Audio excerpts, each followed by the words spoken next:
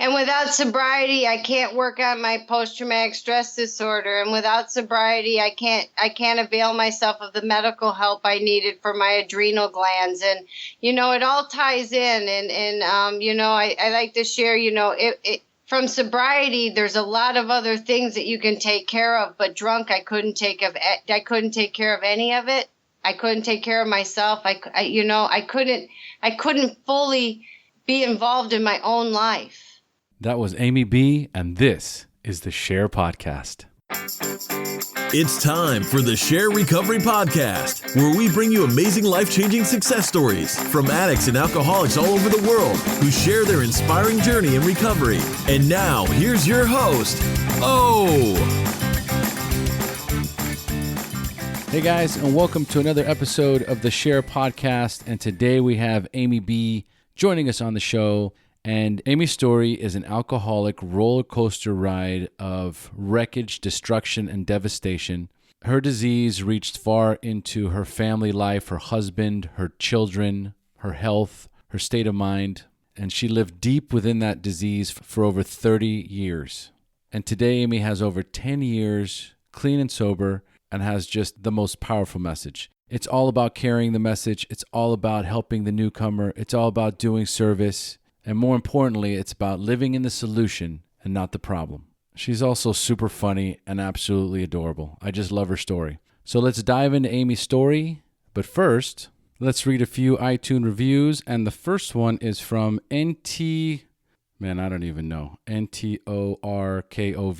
Simply the best. I sampled all of the podcasts related to addiction and sobriety. This one is currently the best one out there. Great tool when you can't make a meeting. Thank you.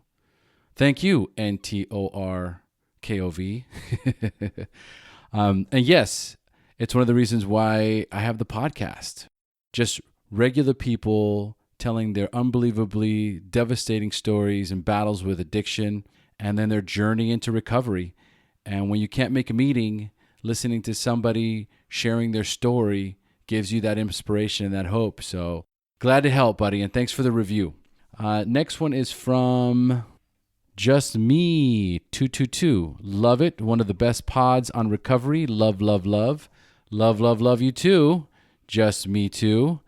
Thanks for the love. This one's from the UK. Danny Morris, UK. Uplifting. I came across the SHAIR when looking for podcasts on alcoholism and recovery, and I've listened to dozens of episodes since. It has stories that are fascinating, uplifting, and also funny. Even when covering situations that are tragic, I highly recommend listening and subscribing. Thanks, O. Thank you, Danny. Appreciate all the love from the UK. This one's from Canada. GDog66. We love you, Omar. Thank you so much for one of the best podcasts of all time, not just the best addiction recovery podcast. Omar, you have a gentle, honest style. I feel better about life when I listen to the SHAIR Podcast. Keep them coming, please. Man, so much love out there, so much support. Thank you guys for these amazing reviews. It does help me and motivate me so much. I love hearing the feedback. It fires me up, man, seriously. So guys, don't forget to rate and review the SHAIR Podcast. I haven't seen any new ones lately, so I don't know what's up. So for those of you who are listening right now, put a review out there. I'll read it on the SHAIR Podcast. Moving forward, every new review will be read at the beginning of one of our episodes of the SHAIR Podcast. And every time you leave a rating and review, it really helps us with our rankings on iTunes, which is the number one place that people are listening to the SHAIR Podcast. 90% of my downloads and listens come from iTunes. So I'm very grateful for iTunes. Or just reach out to me, guys. I do get emails quite a bit. Most of the time it is people wanting to share their story. That's another cool little piece of trivia, which is that it's been over a year, probably could even be a year and a half, since I have actively looked for a guest. Now, there's a few guests that I want on the show and I send emails out and private messages to, but all the other guests are people that have emailed me and wanted to share their story. I'm probably backed up 2.5 months in recorded interviews, and I've already got 2 months worth of scheduled interviews in the pipeline. So there's no shortage of people that want to share their story. There's no shortage of people out there that need help. Every week we get new listeners listening to the show, as well as joining the private Facebook group. Oh my God. The private Facebook group has finally broke 2,000 members. We're close to 2,200 members. The activity is bustling inside the group. People are posting constantly about clean dates, about relapses, about struggles they're having at home, about problems they're having with their spouses or their loved ones or their boyfriends or their girlfriends. And the other members are coming in and giving huge amounts of support. There's just tons of positivity in there and so much love and support. We've got new people joining every single day, and it's thriving like crazy. So let's talk about supporting the SHAIR podcast. So number one, leave a rating and review on iTunes. That's paramount. Number two, join the Facebook private group.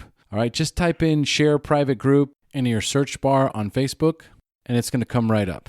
It's a private group, but you can find it by typing in SHAIR private group. Just ask to join. We'll get you in there immediately.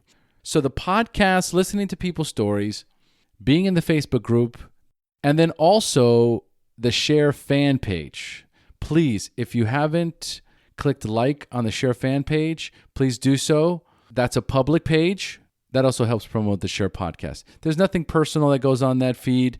That one's more about inspirational quotes, articles on drug addiction, recovery-related topics. It's more of a news feed. So being a part of it is more about just supporting that fan page so people find it. The more people that like it, the more popular it gets, the more people will join it. And then those people will find their way to the actual podcast, and they'll also find their way to the private group. So again, please join the Facebook private group so that you can get in there and share. It's 100% private. No one will be able to see your posts unless they're a member of that group. Click like on the fan page so more people will find the SHAIR podcast, and then we can bridge them over into the private group and also the podcast. And don't forget, we still need your support. So donate to the SHAIR podcast, $5, $10, $20, $50, $100. If you got it, send it over. We can use your support absolutely. For those of you that continue to send your monthly donations, thank you guys so much. You're rock stars. You're recovery rock stars. I love you so much. All donations are welcomed and very much appreciated. It's certainly keeping the SHAIR podcast growing and thriving. If you're going to shop on Amazon, make sure to click on the Amazon link on the website, or just type in www.theshairpodcast.com/Amazon, and it will take you to our Amazon affiliate link. You won't notice a difference because it'll look like, your regular Amazon page, except it'll be tracked with our tracking code. For donations, you can do the same thing, www.theshairpodcast.com/donate. That'll take you to the donate page, or just go to the website and click on any one of the donate buttons, and it'll take you right to the donate page. So again, guys, thank you so much for all of your support on iTunes, donations, Amazon, the Facebook private group, the fan page. There's so many ways you can help. And if you have any ideas or suggestions or want to send me some love by email, please do so. o@theshairpodcast.com, and I'll get back to you as soon as I possibly can. Much love to you guys. HP baby. Quick message from Transitions Daily, and on to the show. Would you like to join a free, anonymous online group that offers a daily topic email with popular recovery resources accompanied by a secret Facebook group for discussion? Then go to dailyaaemails.com for more information about Transitions Daily. And don't forget to share dailyaaemails.com with friends, in meetings, and with sponsees in recovery. Hey, Amy, thanks for joining us. Hey, it's nice to be here. I'm very excited to have you on the show today. How are you feeling? Pretty excited. This is pretty cool. It is pretty cool, right? Yeah. All right, folks. So today we have Amy B joining us on the SHAIR podcast. And Amy got sober 10 years ago, right? If I'm not mistaken? Yeah. Using 12-step recovery, most recently she became a recovery coach and is in an internship with a long-term, up to 2 years, sober treatment living facility. Sound about right? Yep, that's about it. All right, excellent. So let's dive right in. So first of all, Amy, tell us a little bit about what your normal daily routine looks like, including recovery. Well, one of the great things about recovery is you can get out of bed in the morning. So our day starts at 5:30 a.m. and I get up before my husband and that to get myself a little bit together. We have 4 dogs.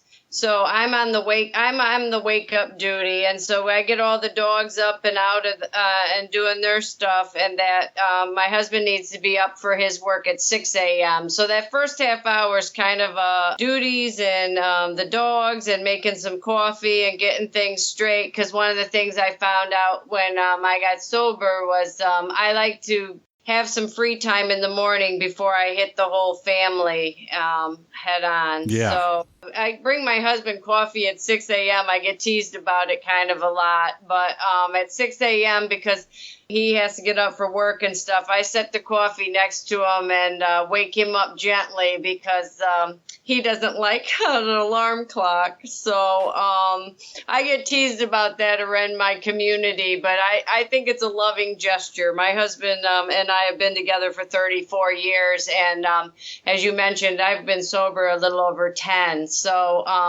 he's been with me through thick and thin. So I don't think delivering coffee in the mornings much of the guy, So I think it's awesome. I even change up the flavors now and again just to put some spark into it, So Listen, I'll tell you one thing is for sure. As far as, marriages go and all that kind of thing, the long-lasting relationships are about the little details.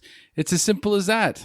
They are. And I enjoy our long-term marriage. I mean, it might not be sparks and fireworks all the time, but we were 23 years married when I got sober. And so, payback can be a beehive, as I say, because I try not to swear. But I try to swear. I try not to swear too, but I'm not good at it. I have a lot of fake cuss words. I don't know who decides like what's a weed and what's a flower. My siblings and I have always laughed. I don't know why this is a cuss word and this gets past the censorship of my mother, but we all had our own form of cuss words. So you'll probably hear them in my little spiel a little bit, but yeah, feel free. It's wide open spaces here. Yeah.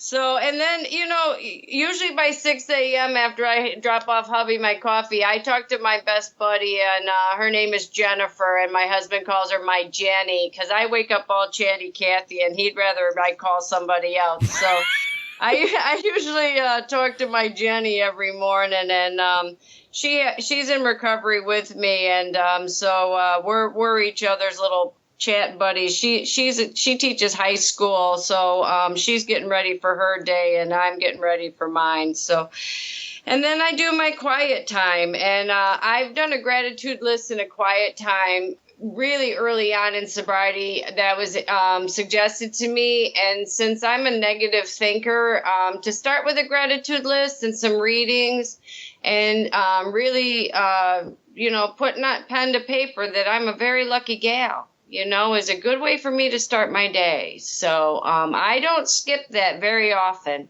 If I have to do stuff before like 6 a.m. or whatever, I'll even get up early to do my quiet time. Beautiful. Because it's just really important to me. And I set up a bedroom as my office, and I have all my books in here, and it's my private place. That's where I'm talking to you. And it's really my oasis. And I don't have a television in here, and I really just read my books and get myself together. And, I was thinking about it because of the questions. I don't set a time limit. Some days it's pretty long. Sometimes it might be 10 or 15 minutes. But I always make sure that, I'm pretty square before I hit the rest of my day. That's beautiful. I love it. I think it's so important. It's why I asked the question. I don't think enough of us do it. I haven't been religious about it. Usually it's when I'm having some sort of crisis or something's going on that's heavy in my life. And so all of a sudden I go back to my basics and I'm meditating and praying and having quiet time, every morning. And then once I get out of the funk, then I conveniently forget, how important that is, especially, even in the good times, you know what I mean? It should be a daily thing. So yes, I think it's super important, the reading and the meditation. Now, do you make regular meetings still? Oh, yeah. Yeah, I'm a meeting maker. My groove is pretty much about 3 a week, but I can pump them up. I'm a pretty routine person. I was raised very structured, and so I didn't really need to be guided into much structure. The first 2.5 years I was sober, I went to a meeting every single day and sometimes multiple times a day. But there was a time when I needed to back off of that. But I have found about 3 a week really keep my boat floating in a positive way. That's kind of what I settled on after a period of time. Everyone has the routine that they settle into depending on what their needs are in early recovery. My first year was basically a meeting every day for the first year, and that's what I needed. And then, as the years go by and you lay a solid foundation of recovery, then life happens. And, I got married, and then my daughter's getting older and, spending more time with my family. So I start, creating a balance where I'm doing 2-3 meetings a week.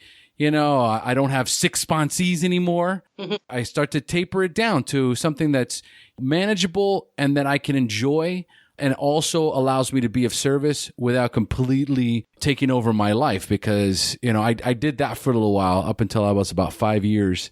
And it was too much. So, recovery, the beautiful thing about recovery is finding that wonderful balance between family, friends, and recovery. Yeah. I think everybody has to find that within themselves. That's one thing I like about it is it's always my decision and my motivation. But, my kids were pretty well grown when and I had a lot of free time now that I have sponsees and, my Jenny is one of the first people I met when I showed up in recovery. She took me home like a lost cat that first weekend. I'm like, now what do you do? And she's like, literally standing on the sidewalk outside of a meeting. She walked by me and she said, what are you going to do? And I said, I really don't know what to do now. It was a Saturday morning and she took me home like a stray cat and sat me on her porch, and her children were toddlers at the time and they just played around and stuff. And she got me through that first day where I really didn't know what to do. So she's been my Janny ever since that. My husband likes to call her that, like Forrest Gump, but I just got it. Yeah. No. And I don't, he's like, I don't know if she's your friend or your victim, but thank God she showed up, so. And her daughter's birthday was this week, and she turned 15. And she was just like getting potty trained when I came around. So it's very cool to have that continuity, And she's just been really a special person that God put in my life for me. So, and I think she feels the same way about me because she answers my phone call every morning. So. I'm going to take that as a sign she's into it too. So, yeah. Well, for many of us have our own version of Jenny, and it's a special person that we know we can call and connect with whenever we need to. And they're absolutely there for us no matter what. And that's one of the most amazing and wonderful things about being in recovery is having those type of friends, ones that, don't expect anything from you other than, your fellowship. Yeah, and I fell into a group of girls. We're all morning glories. And also, one of the real things for the people I surround myself, they all want long-term relationships to last. And early in recovery, I didn't know if my marriage would last, but I know if you're in the mindset that you're out, it's not good, So it was suggested to me, and I took that suggestion. Surround myself with people that are in their marriage or in their commitment and want to stay there. And you can complain in that, but they know the long-term you want to stay in that relationship. And that's been really healthy. She's probably about 18 or 19 years married, also, which is to me long term. And so my coffee buddies, our husbands are at home and we get together and, we don't do a bunch of man bashing. We do a lot of supporting each other, because that's one of the things that, maybe when I was drinking, I didn't have, you know what I mean? So that's been a really special part of this program, is how many people want to be in good marriages and raise their kids well and go to school functions and be decent citizens. I needed that kind of support in my life. So I sought those people out, and it wasn't even hard. It wasn't hard to find. No, they're not. So, once you get in, they're not hard to find at all. So beautiful. Yeah. So what is your anniversary date, and how much clean time do you have? I know it's 10 years, but when's your anniversary date? My anniversary date is August 4th. And so I did the counter thing, and I have 3,927 days. So that was the most impressive number of all of them. It is an impressive number. I love to throw out those days. Breathing hot and heavy on $4,000. So, that looks pretty good. So I love it. All right. So before we jump into your story, just tell us real quick how old you were the first time you drank or used drugs, and more importantly, how did they make you feel? Well, that comes up all the time, and it was almost exactly, it was the month I turned 13. And my birthday's in June, and so it was June when I turned 13, and it was absolutely one of the most memorable events of my entire life. It was the first time I felt complete. And I found my missing piece, and I thought, no wonder my mom kept warning me about this, because she maybe avoids fun. And I thought it was the bomb. And I'm not a puker, so I never really experienced a lot of hangovers. And I just thought, no wonder adults want to do this, So, yeah, it was. I can tell you the outfit I was wearing, everything about it. It was just absolutely a turning point in my whole childhood. Amazing how that is. It is. It's riveting sometimes, because it was such a big event. That first drink and how it made you feel. And, for so many of us, we felt different and not a part of, and all of a sudden all the insecurities went away, and that's pretty monumental. Yeah, it was absolutely. And you'll hear in my story, why I considered myself a goof, but it absolutely was the magic elixir of the gods as far as I was concerned. And that's one reason I think, I hung on to it so long, because it was the trump card. It was the secret weapon. It was everything to me for a long, long time, So one reason I enjoy your podcast, and that is if you're on that side of it, it's just unimaginable, the sacrifice to give it up. But once you cross the bridge, it's so what a lie it was, It's absolutely the best decision I ever made. That is for sure. My life is innumerably better. So, Amy, you are all warmed up. So it's now time for me to turn this show over to you, my dear. It is time for you to share your story, the battle against drugs and alcohol, the wreckage it caused in your life, when you hit rock bottom, and then finally your journey into recovery up until today. So, Amy, take it away. Alrighty, well, I'm a long talker, so you might want to give me a time limit. No chance. Bring it on. Oh, Lord B, anybody that knows me went, oh, that poor man. But I'm ready. I'm number 5 of 6 roommates, I call them. My parents actually ended up with 7 children. But I'm number 5. And I was raised in a very rural little town here in Illinois, kind of by by DeKalb, Illinois, which is somewhat popular because there's a Northern Illinois University in DeKalb. But Waterman was a town of 800, so a very small little rural town. I went to school from kindergarten to my senior year with like the same 30 kids. There was like 2 that moved in and out of the town my whole entire childhood in my class. So a very small community and very consistent.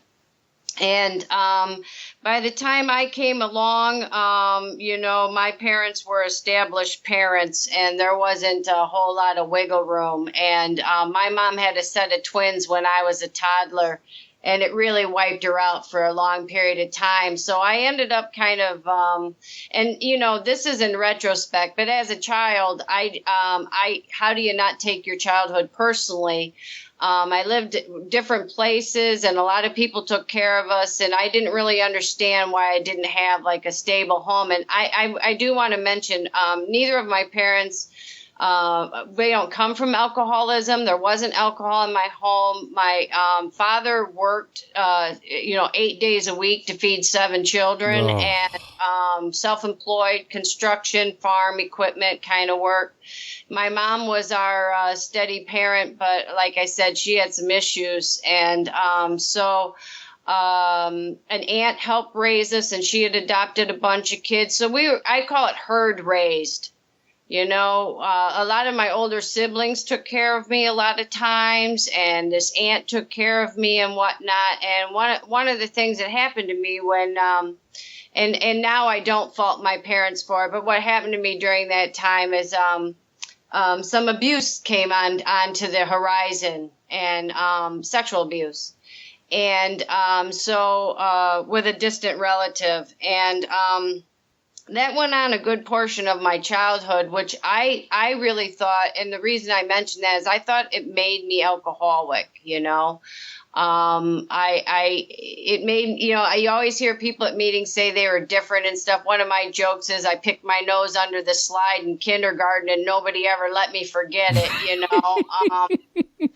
I was odd and clingy, and I was a bedwetter, and I was whiny, and I was a tattletale, so I wasn't really good in social situations, to say the least. So, but that was going on, and my parents were stable. They just they just had a lot of things going on in their life. So when I was in about 2nd or 3rd grade, I started having like what they considered then seizures. Now I know they were panic attacks.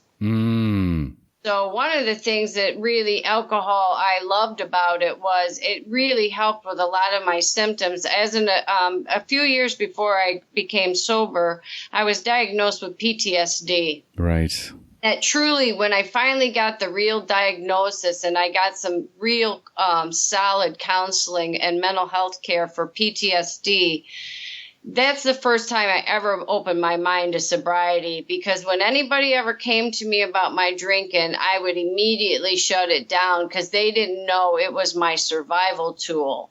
It was my everything for that issue. So the reason at 13, we started working in the fields, detasseling corn for the DeKalb bag and doing, field work. And so that first June when I could work in the fields and be out there, that's how my drinking came into my life. And I have 5 brothers, and so they were popular and they were good looking, and I would hang with them and their friends. And the older girls, were all on the crew, and so they're like, we're gonna buy you a bottle of TJ Swan Easy Nights. And I didn't get the idea that we were supposed to share, so I drank the whole thing myself. And the girls got kind of mad at me, and course. I'm like, hey, didn't tell me the rules, and snooze you lose, and I didn't have a lot of guilt about it. I was just like, hey, every man for himself, right? And my parents did the old, the next set of boys older than me were supposed to watch me. And our deal was kind of like, I'll watch you and you watch me, and we'll just all keep our mouths shut, you know? So, you know, like I said, I wasn't a puker. You know, I could kind of handle my booze, whatever that means when you're 13. And, pretty soon I figured out that a drunk girl, a boyfriend's a handy feature. So I snatched one of those pretty quick. So, you know, I figured out pretty quick you need to minimize the consequences and maybe get a little smarter about it. But the idea that like it was wrong or whatever, I just couldn't hear it. I didn't want to hear that. You know, I had found happiness and peace, you know. So by 14, 15, I had a steady boyfriend. He was a good boyfriend. God's been so good to me because when I, you know, look back, I had so many really safe people come into my life, and one of them was my high school boyfriend, and his family was great. And I don't know what his mom was thinking, but we used to make blender drinks out on their farm, and she'd put like umbrellas and cool stuff in it, you know, and she wore ruby red lipstick, and she had been divorced, everything I wasn't supposed to be around, you know. So of course I was like a magnet to her. Her name was June. And I would sit at the kitchen table, and she would tell me all her stuff and being smoking cigarettes and stuff. And I came from like, no, everything was no. And everything at their house was yes. It was wonderful, you know. And I don't know if she realized I was 15 or didn't care. I don't know what the deal was, but she's since passed. But so I hung out at their farm and stuff, and we just drank all the time. And, you know, when I got older and that, you know, in recovery, my mom's 89 now. So she would have been like close to 80 in her late 70s when I sobered up. And I say, Mom, I think I'm an alcoholic. And she's like, you're not an alcoholic. You're a goof. And, you know, she I love moms. I don't know if her denial is just so thick she can't wrap. She goes, women can't be alcoholics. That's men. And I'm like, well, I am one, Ma. And she's like, no, you're crazy, but you're not drunk. And because I was a good sneak.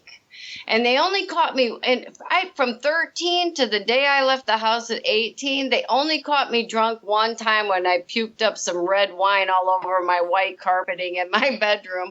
And I threw a throw rug over it. And then the next morning, I'm like, did I or didn't I? And I peeked under the throw rug, and I'm like, shit, I did, you know? So, and when she came in to get me up for Sunday school, because my mom was religious, she's like, this room stinks, you know. And then she looked under there, and it was like, oh, busted. And you know, when I later on when I was talking to her about it, she's like, I only caught you that one time, you know. So I don't know if my parents were unaware or just too busy or what the deal was, but they had no idea what was going on. You know, if you hit supper at 6, we all worked full time, did your school, you know, did your stuff. My mom wasn't nosing around, you know what I mean? And she was just too busy, you know. Now that I'm a parent of 2 adult boys, I see that having 7 children plus some extras was probably a little hectic for her. Right, you know? Of course. And so we just played it, you know. We just played it. It was horrible, but we did it, you know. So I asked my dad one time, I said, I heard, you know, from some of the older brothers that, you know, you used to drink back in the Navy. And my parents married. My dad was 22 and my mom would have been 20. And I said, Pop, I heard you like to, you know, drink a little bit in the Navy. And I said, how'd you quit drinking? And he goes, have you ever heard your mom bitch? And I said, yeah, that's how I got started. You know, and for himself, he didn't care, you know, just shut up and don't get her caught, you know. Don't get me yelled at, you know. That was his whole angle. Just don't get me yelled at, you know. So he is nuts, you know. My dad passed a few years ago, but I'm really glad I sobered up before his time, so that you know, I could come around and build that relationship a little bit, you know. So I don't know if I was ever alone with my dad in my entire childhood. Too many kids. Too many kids. And he did the boys, and my mom, us girls were kind of stuck. Me and my sister were kind of stuck with mom. Right. And my sister got married when I was in like, well, she would have got married when I was about 8. So I very rarely remember living with her, you know? Right. And, yeah, so, you know, cause, it was just, you know, a different time, you know? So, so yeah, drinking was a good time, and I enjoyed it fully. And, in high school, I went to a trade school, and I got a scholarship to go to the junior college in Joliet, Illinois. And that's pretty much, you know, was the big city compared to, you know, Watermelon. And so at 18, I, you know, took my feather pillow and my 2 towels, because that was my whole dowry. Oh, man. My mom's like, I'll give you $25, you know. And I'm like, woo, okay, you know. And I had a big LTD car, so I moved to Joliet, and I moved into the apartment, and I thought, man, I'm 18. I'm a youthful looking person, and I'd always hung around with the older kids, and I thought, shit, how am I going to get any alcohol? And I'm moving my stuff into this apartment, and my next door neighbor worked at Consumer Liquors. Ooh. And so I'm like, well, if God didn't want me to drink, would my next door neighbor work at Consumer Liquors? You know, to me, it was a sign from Almighty, you know, because he's really religious. I can go through the whole Bible and show you every time Jesus drank wine, every time he took water into wine, every drinking experience in the Bible. I sat in Sunday school, and that was my pastime, finding ways in the Bible that everybody drank. Because you know, my guilt and shame, you know, I had to justify it, you know, because I don't know. I registered it as wrong, you know, in my religion and whatnot. But you know, I'd already blown the virgin thing. So why get all cuckoo about the booze, you know? So, Right. no, I kind of figured I was out of the game before I got the directions. You know, you hear at meetings, you know, everybody else got the directions. It's like, yeah, I kind of ignored the directions even after I got them, you know? Absolutely. That's how we roll. Hey, guilt and shame, you know, guilt and shame. You have to use some kind of tool to get out of it, Yes. you know? So now I'm in college, and doing really well in cooking school. I liked going to, you know, it's chef, you know, and I was so used to manual labor and hard work and stuff. The chefs and I got along real fine. And so school was real easy. I was getting straight A's. I worked full time. You know, it was rolling really good. And I fell into a bunch of partiers. I know it's unbelievable, but I found the other drinkers, you know. And, Shocker. yeah, it's the damnedest, ain't it? And so, you know, I'm like 19 years old. So, I'm at a party, and there's a dude there, and he had just gotten out of the Navy, so he was a bit older than us. And, you know, I thought he was fabtabulous. And, you know, I dragged him home, you know. How old were you? Pardon? How old were you at that time? 19. Okay. And all right. I'd been living on my own for pretty close to a year, you know, because one thing about coming up in the country and that my parents, you were an adult at 16. Right. As far as my parents were concerned, you know. And, you know, you were on your own. They bought your tennis shoes and your winter coat. That, you know, the deal had been struck, you know. So I considered myself a complete adult at like 16, you know. Yeah. So, you know, and now kids nowadays, it's like I might leave when I'm 25. I'm like, shit, you know, like the thought of even staying a minute after I had to was just out of the question. You know? So must have a different deal going on than we had going on. But anyway. Oh, for sure. Yeah. Today's generation, absolutely does not want to leave home. No. Yeah. I'm no parent compared to my parents. I was ready to bolt at 18, just like you were. Absolutely. And I didn't know anybody that did want to linger. So I didn't feel like our house was worse. We didn't get beat. We were fed. Everybody was getting out of Dodge the second they graduated high school, So it didn't strike me odd, So I dragged my husband home, my now husband home at 19. And he didn't mention that he was homeless when I dragged him home. His folks weren't welcoming him back at 20. What would he have been? He'd been in the Navy 4 years, so he was like 24 at the time, And so I'm like, hey, pal, if you're going to keep hanging around, you're going to chip in for rent. So it was pretty romantic and well thought out, our whole nuptials, So yeah, I tell my kids all the time, you think me and Dad should write a harlequin about our torrid romance? And they're like, no, not even a comic book, We don't even want to hear about it. No, and please stop talking about it. It's the birth control method I got, because neither of them even want to think about it. But my oldest boy's 29, my younger boy's 25.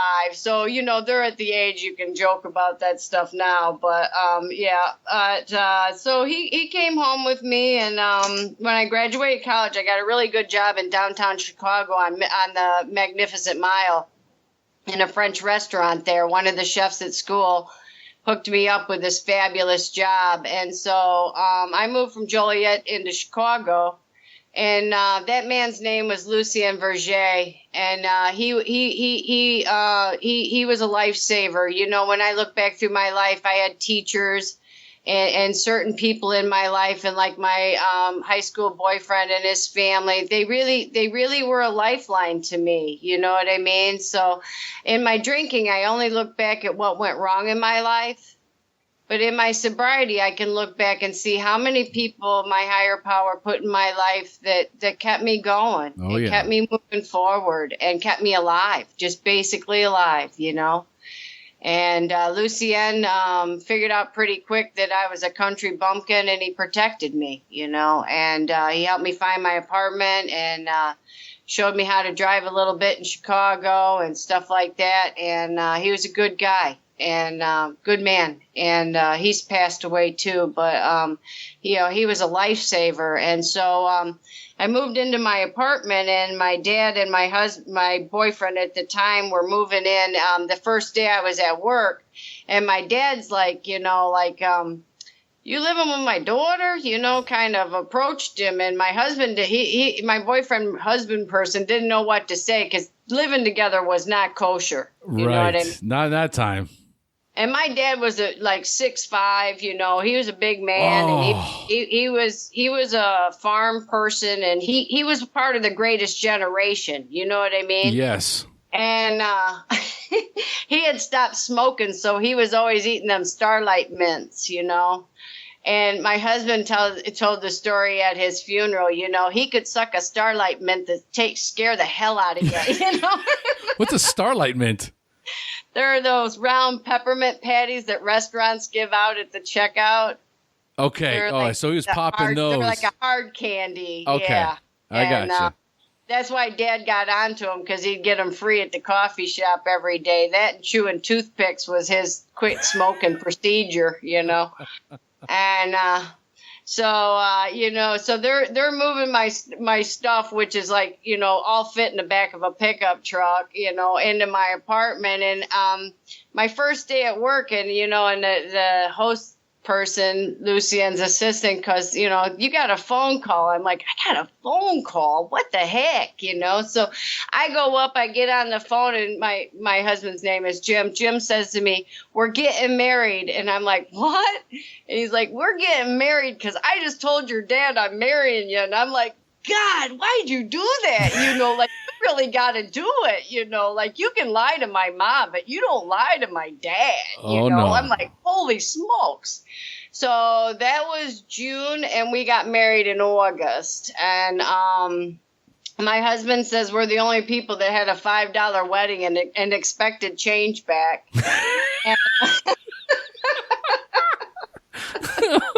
Oh my God. I'm not of age, so my mom's like, you're not drinking at this wedding. And I'm like, I'm drinking at my wedding because it's the only day off I have. You know, I took a day off to get married. We're not wasting a drinking day, you know. And so I'm drinking beers in the bathroom, you know, and people are helping me get beers into the bathroom. And because my father-in-law made him go get a keg because he was just appalled at a dry wedding. And so we're running around, and my mom's yelling at me about drinking, and my mother-in-law, I was a heavier person, and you can't see me, but I was a chubby girl, or you know, in my youth, and my joke with my mother-in-law always was like, if she's like, Amy shouldn't be drinking beer, you know, and her name was Pearl, and she was just like a lady. And I said, Jim, what's your mom's beef with me drinking? Is it like, you know, my mom? Because I never met any of these people until the nuptials, you know. Right. And he goes, no, she thinks you're pregnant because we're getting married so fast. And so my joke with my mother-in-law for the whole time that she was alive was, would you rather have your mother-in-law think you're sleazy and knocked up at your wedding, or too young to drink, you know, like, and my mother-in-law would say, I'm not answering that. I'm not answering that. So I love me some Pearly, and she was a good egg. So, you know, and drinking was a good time. It was a joke. It was part of the restaurant lifestyle. It really was no problem in my life. And, you know, but I definitely was, you know, when people say like I was an alcoholic before I drank, I definitely was that restless, irritable, and discontent until I found booze. And booze was just the elixir of the gods as far as I was concerned, you know. And my husband was a heavy drinker, always was, you know, he had just gotten out of the Navy. We worked, you know, he was in college. I was working 6 days a week. We drank beer. I pretty much was a beer drinker. And I followed all the lies. You can't be an alcoholic if you only drink beer, if you don't drink in the daytime, if you know, all the stuff that the drinkers tell each other to confirm that they're okay, you know. And so really until we planned my first boy, my first pregnancy, and my husband had started to be employed. He's an engineer, and he had gotten through school and gotten his good job, and all of this stuff was going on. And, you know, one reason I share that is my drinking story is kind of opposite. The better our life got, the more my drinking didn't make sense. Yeah, I'm listening right now, and I'm loving your husband. I'm like, this is the greatest guy ever. Yep. And that first pregnancy, I thought, man, do I hate being pregnant? But I didn't really think about it as blocking my booze. You know, I don't know if it was denial or I didn't put it together. But my father-in-law died when I was pregnant, and so you know, I gave birth to a newborn son and inherited a mother-in-law. You know, and I planned on going back to work, but I ended up being a stay-at-home mom to take care of all these things. How many things were there? Yeah. And my oldest son was kind of, you know, it's not nice to say, but he looked like a baby bird. He was really white. He didn't have a hair on his head. You could see every vein. And I'm like, we had an ugly baby and a big fat mother-in-law. This isn't going well. Oh, you know? my God. You're killing me.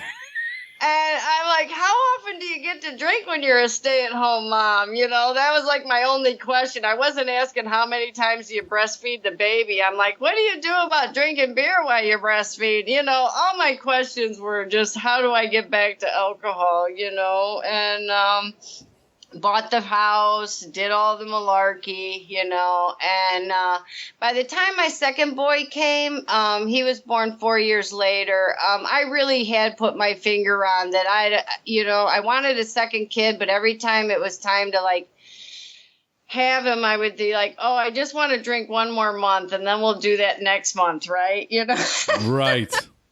And I always like, can you have the next baby? And Jim's like, no, I can't do that for you, babe. And I'm like, man, you just don't understand what this is like, So, and he would do the old, I won't drink while you're pregnant. And of course, he drank the whole time I was pregnant, so I hated his guts for it, So, So by the time, and that boy came when I was 29, turning 30. So really until about 30, I was cool with the booze. I really was. Other people might not be that cool with it, but I just thought, everybody's going to bitch about something, whatever, Right.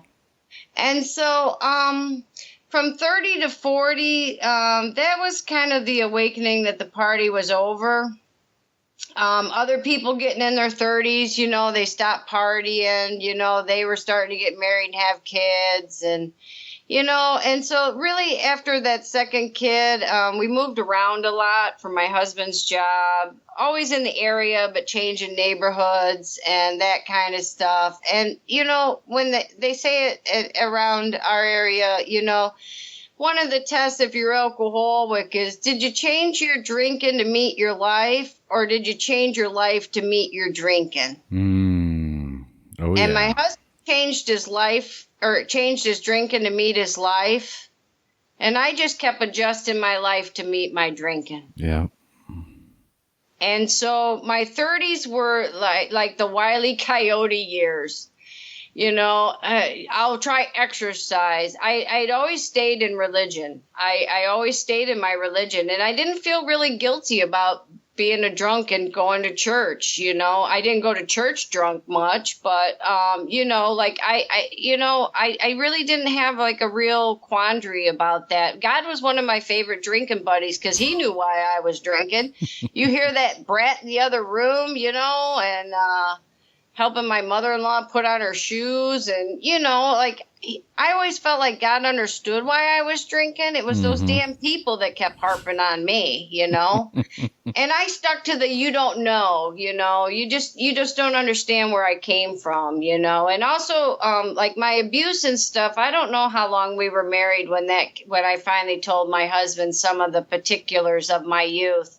But it got to be kind of like, because my husband loves me and he's a chump, he would fall for my sad story every time, So if the heat really got on, I can make a pot roast that bring tears to your eyes, homemade bread, and I would tell him my sad story. And the next thing I know, he's buying it. Blow over. Yeah, he bought it. Yeah.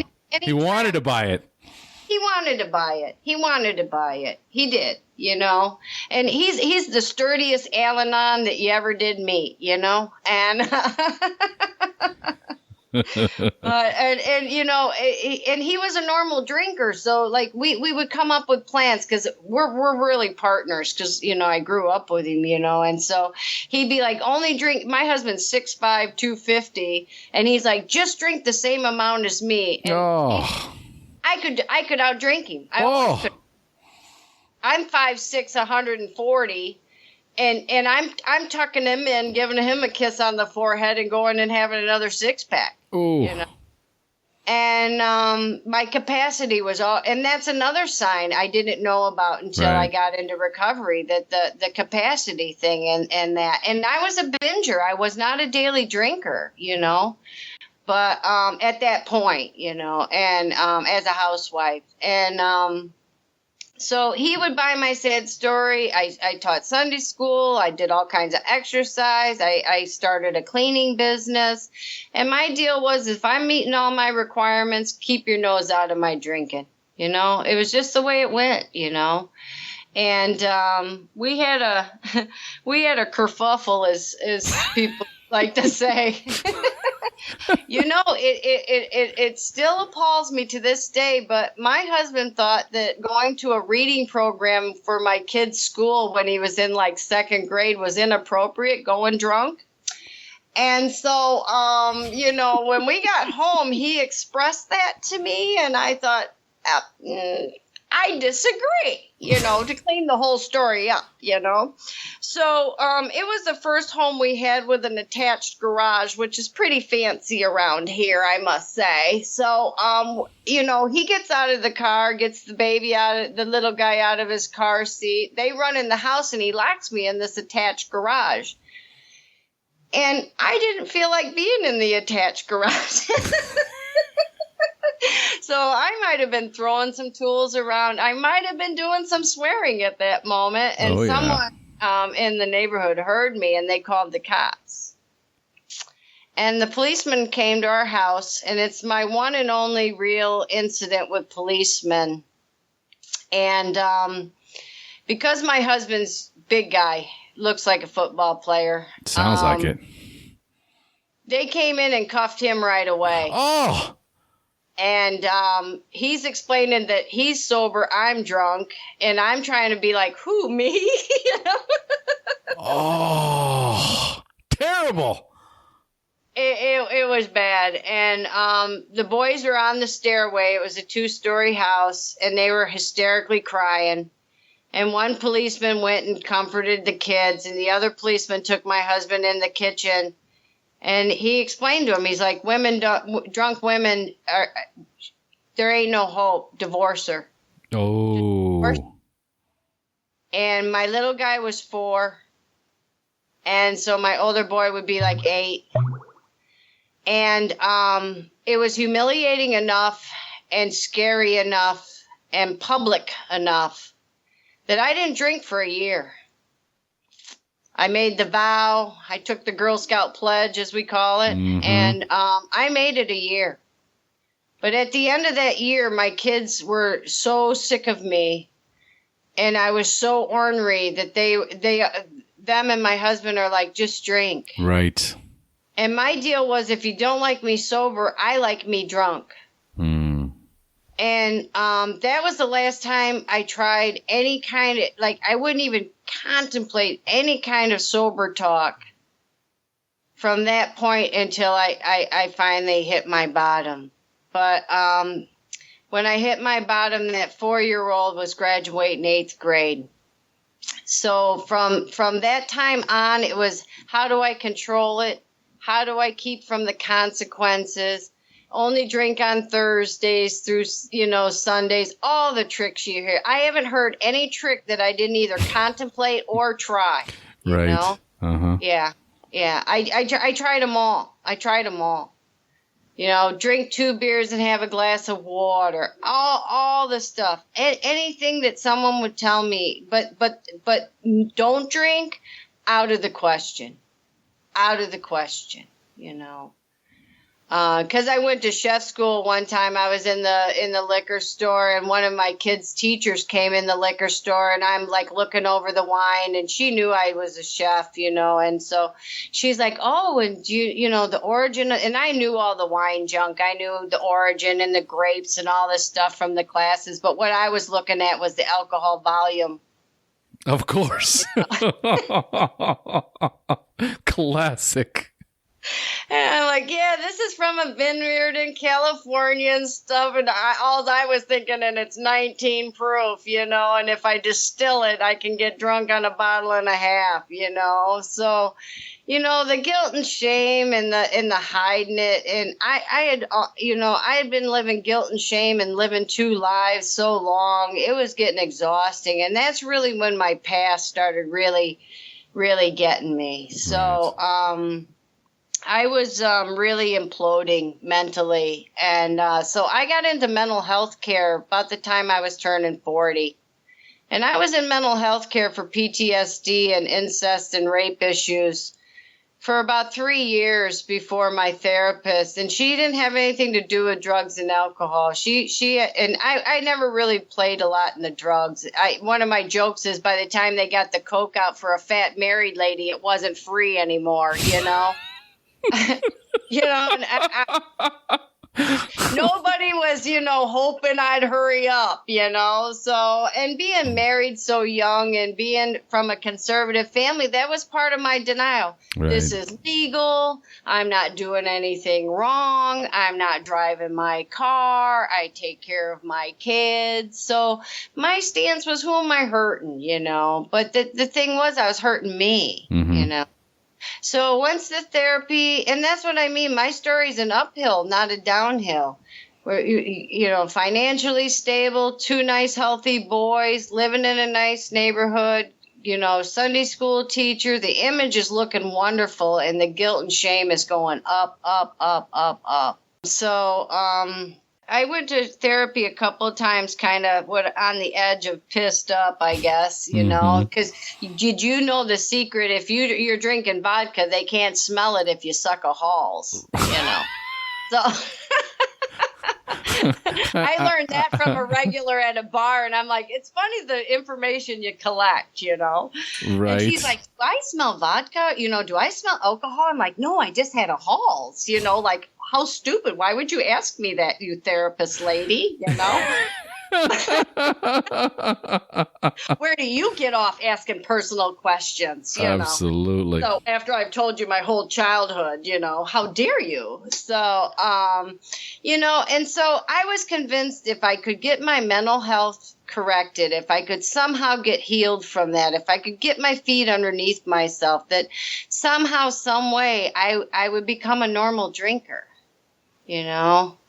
And she was very smart and very kind to me, and she never tried to pull my booze from me. She never really approached me about that, but until, I was drinking more and my life was getting better, it just wasn't matching. And long story short, because drunk-a-log, I don't know, I got alcohol poisoning. My oldest boy was graduating high school, and I convinced my men to just leave me alone, let me drink how I want. I called it the itch. I was heavy into the vodka by this time because beer and wine wasn't doing it for me, the last few years. I'm on mental health medications. It was a mess, it was a car wreck waiting to happen. Right. And so they started letting me drink on Memorial Day was my deal, and like I said, my sober date is August 4th. Labor Day I didn't have it in me to make it to Labor Day, I got alcohol poisoning. I woke up in the hospital in a from a blackout, and my husband was disgusted. My children were done. My oldest boy, during one of my last binges, he was up in my face, all pumped up. He's 18, 19 now, graduating high school. And he's like, what would have been a good idea if you'd have gotten over your childhood before you started mine? Oh, wow. And I used that for a long time in sobriety till I could get away from the obsession, the truth of that statement. Because when I was drunk, I'd sit in my house coat and tell my kids about my horrible childhood, what their grandma and grandpa didn't do for me, all the missing links in my life. Just on and on and on, a drama mama. And, I was doing the best I could do at the time. I've learned to forgive myself. But those are the things early in sobriety until the obsession left and I could get some base, in my program and stuff that, because, I believe I got windows of grace different times and different people in my life that helped me, But I had gotten down so far. He moved his high school girlfriend into the house and nobody told me. And I was scuffling around the kitchen, and I'm like, do you live, I'm like, excuse me, did you stay all night here? She's like, I live here. Oh my God. Because the respect was gone. Yeah. Everything was gone. I was a waste of space, and it took me a long time in sobriety to crawl back up to I'm the mom and you're my son. Yeah. And I like to share that because it did come, not in a day. But, I drank that kid's whole childhood, not daily, and that stuff. But, one of the things that fascinates me is I'm only 10 years sober, and I drank for 30. And to me, that's not bad time. I facilitate meetings down at our jail, and the ladies are like, that's not bad time. That's not bad time. Within a couple of years, my kids stopped sniffing me and giving me hugs just so I breathe on them. Stop going through the garbage, and slowly over time, my youngest forgave me. Forgive and forget probably the fastest. My oldest boy took the brunt of it because my husband's traveled for his job. And a lot of the times I got really, messed up was when my husband would be gone, So that oldest boy of mine, his name is Ken, he took the real brunt of my drinking, And, we can hug and say I love you and stuff now, but it took a while for that boy to come to forgiveness. And I don't blame him. I by no means do I blame him. I'm fascinated that he could come to forgiveness, because it took me up to 40-some to forgive my parents, Yep. So I feel like I got let out of the trap pretty easy, And, so, I sobered up. And I was 43 years old. I was 23 years married, and I had no idea what sobriety would have for me, just none. And I got out of the hospital. I didn't go to a rehab or anything. They gave me a meeting list, and I just started going. And that's one reason I hung on so tight every day, because I had to go right back to my life. I had to go right back to working. I had to go right back to being, everything in my life. But my family was like, go. And in our area, there's morning, noon, and night. You can get a meeting anytime you want to in this area. So I'm very, very grateful for that. And like I said, Jennifer took me home right away. The people in my life, were wonderful to me. Don't let go till the miracle happens. Suit up and shut up, you just jump on. And it's the first time I ever met people that had a solution that had the problem, because I'm not around alcoholics. I didn't know what an alcoholic was. I certainly didn't know I was alcoholic. I didn't know. The information I had was poor to none. Right. And so when I showed up, I took off like a rocket, I've never relapsed since I showed up. I used to say August 1st was my sober date, and I got my medical records right before my 10th anniversary. The hospital sent me a thing saying, they destroy records after 10 years. And so I went to the hospital and got the printout. And I read what the nurses and doctors said about me, and I seen like all my blood tests and stuff, and I was over a 3-point, and I couldn't face that reality early on. God was good to me. My higher power's God, and I'm not a big speller. I'm half illiterate, so God's as many letters as I can handle. Higher power's a lot of letters, And, You say what I do.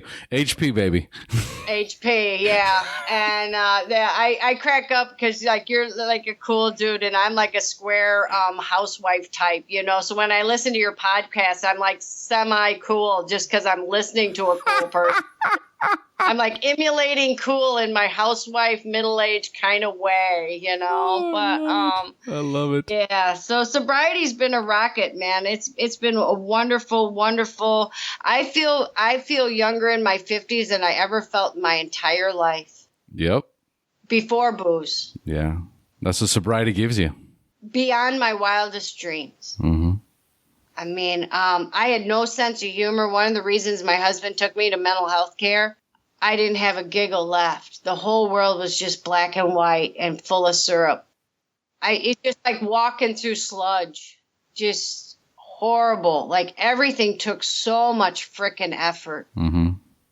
Like you don't even wear button-up shirts anymore because it's too much effort. You just put on a t-shirt, pull over your head. Yeah. Everything was too much effort. It was so horrible.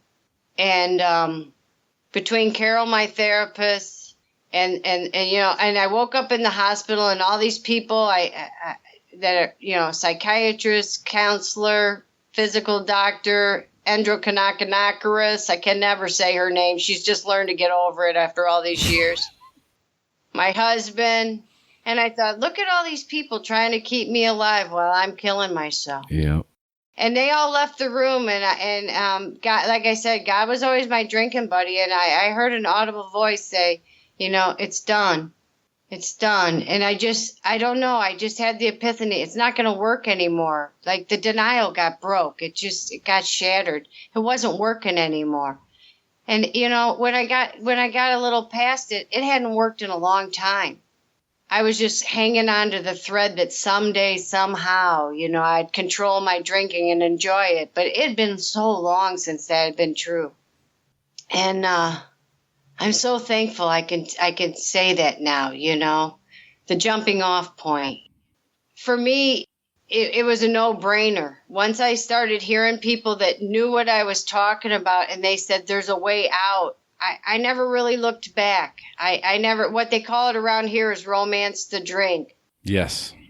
I tell it at meetings, like I was a junior high cheerleader, and my mom might still have my uniform in the basement, but I bet it don't fit, and that's how it is for me to go back drinking. It's another lifetime. It's not something I want to redo. There's just nothing left to it for me. So, and I'm thankful for that. I have empathy for the people that the decision's still hard to make, because it's a no-brainer for me. There's nothing left in it for me, and I'm thankful for that. So I jumped on the train. I cleaned houses for quite a few more years into sobriety. It was really interesting to do the same job drunk and then do it sober. I got up my guts, and I closed my business about when I turned 50. I'll be 54 this summer. So the last 3-4 years, I've tried a bunch of different jobs, and I've fell into this internship for recovery coaching. And, I'd had never dreamed it in a million years that, one, I'd be accepted in the program, and two, like how nice it is to be a helpful person instead of just a taker. Yeah. So that's my gig now. 20 hours a week. I volunteer at a hospice house. I do jail commitments.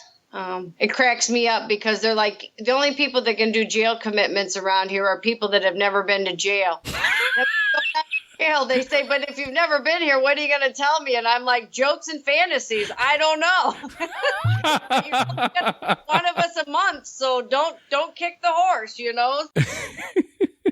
I do my best with what I got, what I was given, and that's part of my amends to my higher power, because he drank with me all that time. And so, I ask, he's my employer. He's my true employer. I ask him in the morning, let me do your work to the best of my ability today, and I don't clock out until I go to bed. I don't really look at my job. I don't really have like a job, I work for God. I work for my higher power. So whatever I'm doing, I just try to do my best at it, and be okay if it's not perfect, because I was raised to be perfect, and that's a lot of stress. Mm-hmm. And my mom's always hated my voice, and, you're like, I can hear you pretty well. And when I do public speaking, they're like, she doesn't need a microphone, and I'm like, hey, my mom tried to teach me to modulate for many, many years, and all I did was scream in the barn, so this is what God gave me. So if he can find a purpose for it, I speak a lot of Saturday nights, and I have to laugh every time. I'm like, it's finally appropriate. I found my crowd, So, and my mom's like, you're not one of those alcoholics. You're just goofy. Quit telling people. I don't invite her to my opens. My husband convinced himself my only thing I talk about is him. So, yeah, both of them would be very disappointed if they showed up. So. Oh, man. Amy, what an amazing story. I mean, wow. It's mind-blowing, just everything that you've been through. And, in your generation, back when you were growing up as a teenager, there wasn't the outlets that there is today. You didn't talk about alcoholism. You didn't talk about addiction. You certainly didn't do it in public. You kept everything under wraps. You didn't air your dirty laundry. And, so you have to figure it out for so long. And, there's people around you that don't know why you're acting the way that you're acting, but they certainly don't want to label it. Like your mother says, you're just goofy. Because nobody wants to look at this disease for what it really is. And, today that's not the case. Today, this is a disease and we're talking about it and we're sharing about it. And anyone listening to this podcast and your story has an opportunity to get the same help, to reach out and say, I need help. And there's so many places now to get it. It's just so amazing. I love it. I love your story. And without sobriety, I can't work on my post-traumatic stress disorder. And without sobriety, I can't avail myself of the medical help I needed for my adrenal glands. And, it all ties in. And I like to share, from sobriety, there's a lot of other things that you can take care of. But drunk, I couldn't take care of any of it. I couldn't take care of myself. I couldn't fully be involved in my own life. No, absolutely not. There has to be a jumping off point, like you said. Yeah. It says so in the literature. It's that jumping off point. And today it's so much more accessible, and you don't wear the veil of shame that it used to carry with it. And having to deal with, being molested or raped or whatever, whatever transpired or whatever term you want to attach to it, it's something that a child should never have to face and never have to deal with.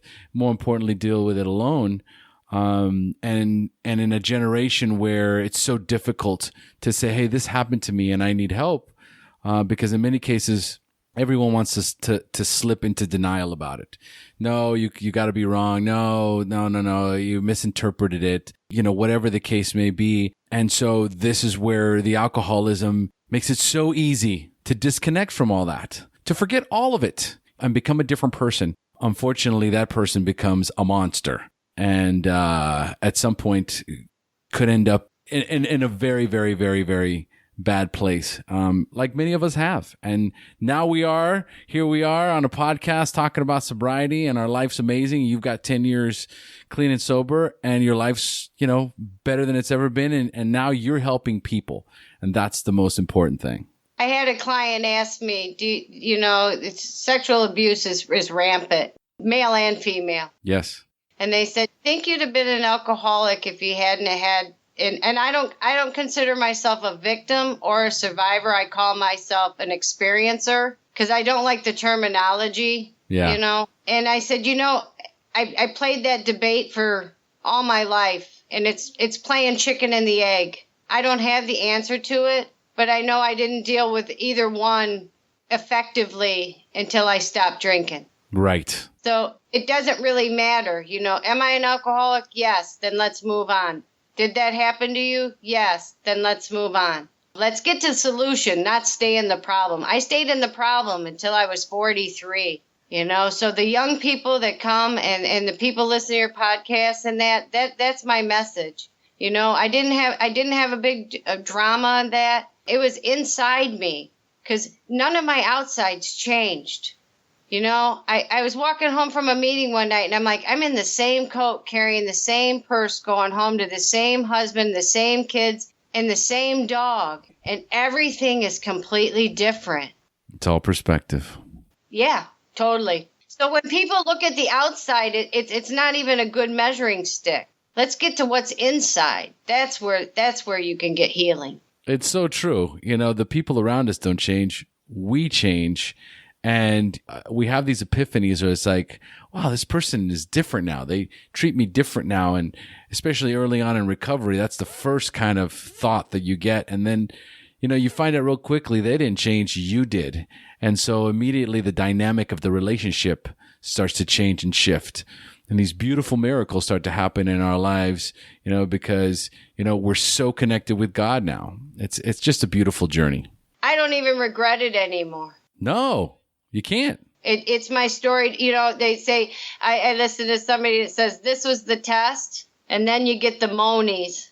And if you're really blessed, you get to use it as a testimony. And I understand the test, and I had the monies for a really long time. So I'm just thankful I lived long enough to give testimony. Yes, so am I. And it's available to everyone that cooperates. Because I look at it as cooperating with my higher power. It isn't magic. It isn't, wake up and put on a new shirt. But when I got in the gear and could cooperate, skyrocket.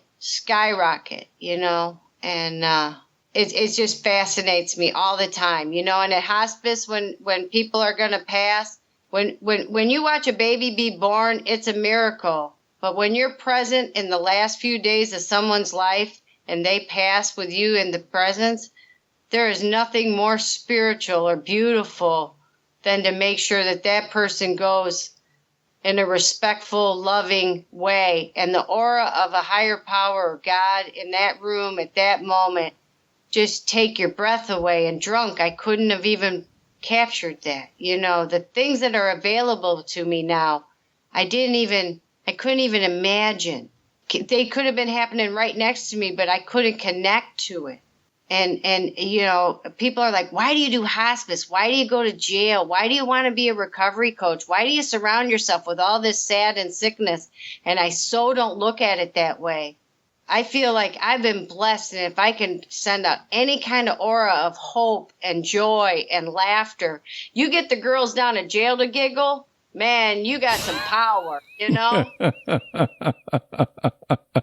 And that's what they need. They need an opportunity to laugh and take a break from the reality that is their life being in jail. And it's a spiritual experience for you, for sure. And when you get to joy, then you're in recovery. Recovery is about joy for me. Yeah, it's if you're not happy, if you're not enjoying recovery, then you're doing something wrong. It's as simple as that. And that's why when I'm walking and I listen to your podcast and stuff, that's one reason I was attracted to it, It's not just drone on drama. This is how it's all the joy and the happiness, and you share your own recovery and your own lightness and attraction. It's attractive.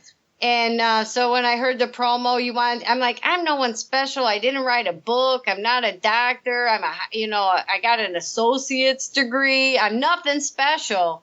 And when you contacted me, I'm like, okay, higher power. He was silly enough to answer me. Here we go, because I'd have never stuck my neck out like that. And I don't think I'm better at it than it. Everybody's story counts. Everybody's story counts. Well, that's why I started the podcast, because it wasn't about, even though I'd love to have Robert Downey Jr. on the show, and he is my, dream guest to have on my show. All right. One day he's going to hear this and go, I'm going to go on the SHAIR podcast.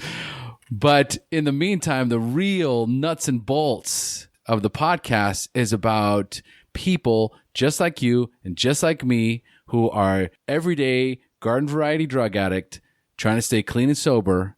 That's the story. That's what I want. And that's what we're getting here. And that's what people relate to. That's why people come back. The listeners grow every week. They keep coming back. I get these amazing emails because it stays true to its purpose. It's to carry the message to the addict and the alcoholic who's still suffering. And more importantly, provide some hope that you can have a life beyond your wildest dreams. And you and I are both testaments to that, Amy. Absolutely. Absolutely. And I there's just not words to convey it, but you feel it on people, Yeah, you do. It's like good BO, you know? Just go for it, you know? You are killing me. It's the way it is, you know? And I'm thankful. Amy, this has been an amazing interview and an amazing story, but it's time to start closing up, and you know how we do it. We close up for the newcomer. Yeah. So I'm going to ask you 5 questions about your early recovery, and I want you to respond with insightful and inspiring answers you can share with the newcomers. Are you ready? I'm ready. All right, so I'm going to ask it to you again, even though you already answered it. What was keeping you from getting clean or staying clean when you first got introduced to recovery? I got sober from booze when I was shown the solution by people who I really believed knew what I was talking about. You know, the church ladies are like, just have a 6-pack on Friday, you know, and just have red wine with steak. And, you know, because they didn't know what they were talking about. They didn't know about the obsession. They didn't know what they were talking about, you know. So when I got around people that said, it's the first one, honey, that's taking you out. I'm like, I'm not drunk on the first drink. I'm like, it's like the 8th one. And I remember coming home in the first few weeks and saying to my husband, you know what, these people, they're like geniuses. And he's like, what'd they tell you? And I'm like, it's the first beer. And he's like, that doesn't make any sense. You're not drunk on the first beer. I'm like, it's the engine on the train, not the caboose. You know, I mean, I was fascinated for like months over that whole concept of don't drink the first one. Get out of town. You know? Like, you guys must all have degrees, you know? I never heard such wisdom. It is so funny. It brings me back. It totally brings me back to when I first got clean, and the most unbelievably common sense things that, you know, it's absolute common sense now, these cliches. But my God, I remember going, wow, yeah. 1 is too many and 1,000's never enough. I get that. I totally get that. And it's just these amazing epiphanies, right? And normies, they just don't get it. And they really don't get that we all laugh at that. Right. You know what I mean? One of my buddies says, if I learned it yesterday and you don't know it today, why are you stupid? You know, because it's like so obvious, you know. Oh my God. Beautiful. All right. So number 2, at what point did you have a spiritual awakening, that aha moment in recovery when you accepted that you were powerless over drugs and alcohol, but for the first time had developed the hope that you could recover?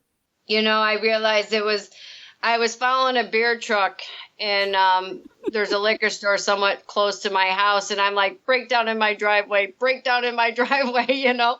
And it was the first few weeks I was sober, and I had an epiphany. If that beer truck broke down in my driveway, at some time I'd be drinking the last beer, and I'd be thinking, oh God, I drank all that beer and now I got to go find more. Like it really dawned on me that one would never, you know, like 1,000 wouldn't be enough. I'd drink that beer truck and I'd just be praying that another beer truck would come break down in my driveway. You know, it was never going to be enough. I was never going to get that itch scratched. It was chasing a false hole. And then I never looked back after that. It was just such a useless, like I said about the junior high thing. It was just like, you're not going back to high school. You're never going to make it work again. It's just not going to be that ever work again. You know, I'm so thankful for that.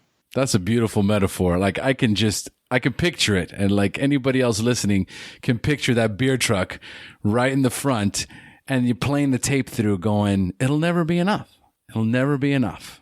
No. I love it. I was about a year sober and one of my cleaning customers cleaned out their liquor cabinet thing, put it in like a laundry basket and left a note saying, Amy, you can have this. We don't want it around the house. He got a heart, you know, one of them normal people. They were just giving away their booze. And I'm like, you know, I prayed for like 30 years for this to happen to me. And now I'm a year sober. I'm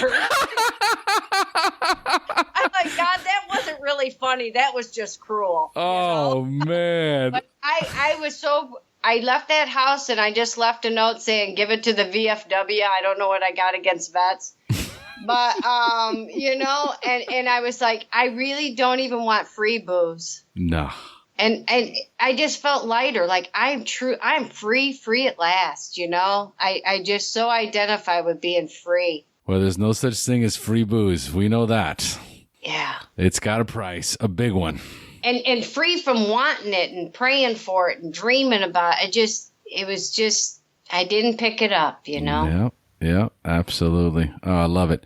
All right. So, Amy, do you have a favorite book that you would recommend to a newcomer that you read in early recovery? Well, because I was so mentally disarranged, let's say, I started just reading all the stories in the back of the big book, and people gave me grapevines by the stacks, and I devoured them because every story I would think I thought like that, or the situations, but I could see the similarities, and it was like I found my people. I always felt like I was from the land of misfit toys, Am I the one-eyed jack-o'-lantern? Am I I even have some of the stuffed animals people have given me because I share that a lot, and I finally found my herd. I found people that thought and acted like me, and they got out. So I devoured those grapevines and the stories in the book, because that's how I figured out, I'm an alcoholic. These people say they're an alcoholic, and I'm doing the same stuff and thinking the same stuff. I must be an alcoholic. It was comforting, and I couldn't read the first 164. I didn't have the mental capabilities of all that. Yeah. It came, but finding the peace of surrounding myself with the stories. I think that's why I love the podcast. I love the stories. Yes. I love similarities. Absolutely. The stories are, that's the gold. Being able to relate to people's stories and knowing that you're not alone, allowing yourself to be able to resonate and connect with others. It's the best part of recovery. There's no doctor or therapist or clergyman that can walk us through, how to get sober. No. But another drunk sure can. I take grapevines down to the jail, and I always tell people when they give them to me, this is like throwing chum in the waters, man. You walk in with grapevines, you got to pull your fingers back, because those ladies are so desperate for them little stories and that. And I don't even try to work on the 164. I just keep trying to, get them to share their stories and identify, because until I identified, I was hopeless. Yeah.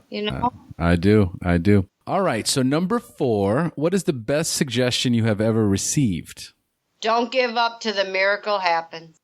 A gentleman on Friday nights who he called me Miracle Girl, and every Friday night I'd go in, and his name happens to be Jim, like my husband, and he'd be like, "Did it happen?" I'm like, "Not yet, Jim." And when the miracle started happening, I'm like, I got to start dressing better. I got to get a haircut. I'm like a walking miracle, And so one of the things that people will say to me, they call me either Miracle Girl or Funny Amy, how we all have handles, and I'm like, as long as I'm not old Amy, I'm okay. You guys call me whatever you need to call me. So, But once that miracle happened, the epiphany, like the beer truck or leaving that booze in that house and that, just awed by gratitude of, gosh, it left. I didn't think that year I did alone when my kids were little, the obsession never left until I actually did the program and got free from the obsession. Whether I was drinking or not, I was in the obsession. So the freedom of my husband's a normal drinker. And when he's drinking, I don't wish I was. That's freedom. That's freedom. I love it. So number 5, if you could give a newcomer only one suggestion, what would that be? Open your mind and try a real adventure. You can always go back to hell. Hell doesn't close the door. 24/7. Yeah. And I like I said, I didn't think the recovery coaching, the opportunities I have, the freedom I have. When I sobered up, I couldn't do one errand a day. I wasn't always dressed, and I couldn't even always take a shower every day. And now there's not enough time in a day to get all the things done I want to do. I couldn't drive on a highway. I couldn't take care of myself.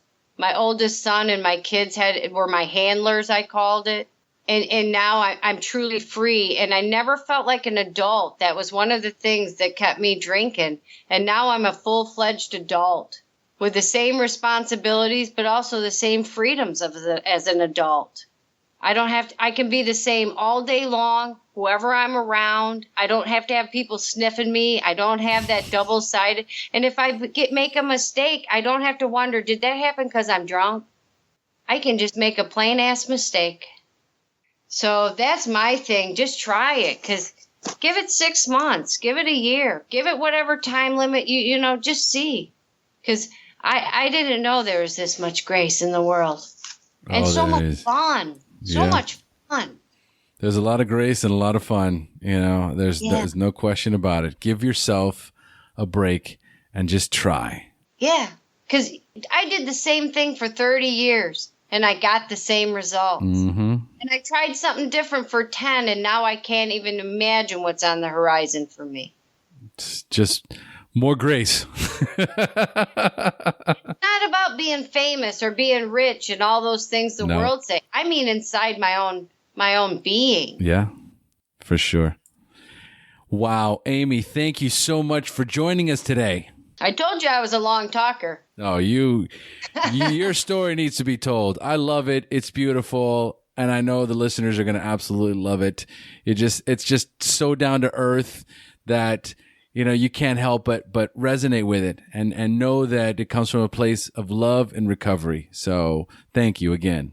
Well, thank you for inviting me. I was absolutely awestruck when you answered my email. It was like getting tickets to Bozo Circus. It was, I couldn't believe it. I couldn't believe it.